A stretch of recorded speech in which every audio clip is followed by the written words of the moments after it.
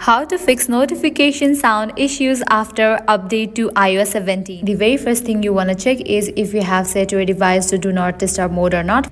To check that, scroll down from the right corner of your screen, click on this icon of focus. Make sure you have disabled for this option of do not disturb.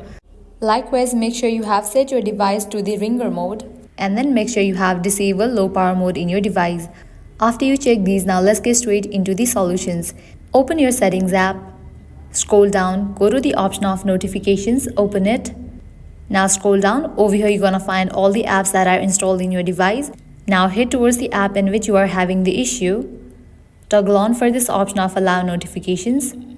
Make sure you have checked in for this option of lock screen, notification center and banners. Likewise, toggle on for this option of sounds and badges. After you customize all these settings, you can head back. Now you can check whether your notification issue has been solved or not. Likewise, heading towards the next solution, you have to go to the main page of settings, go to the option screen time. Now head towards the option of content and privacy restrictions, open it. Now toggle off for this option content and privacy restrictions. With that, you will be good to go. Now again head back to the main page of settings, scroll down, go to the option sound and haptics. Open this option of haptics, set it to always play. And over here you can find this section of ringtone, text tone, new voicemail and so on. Open each of the option and choose any of the sound option. After you do that, scroll down, toggle on for this option of system haptics. After you do that, you can check whether your problem has been solved or not.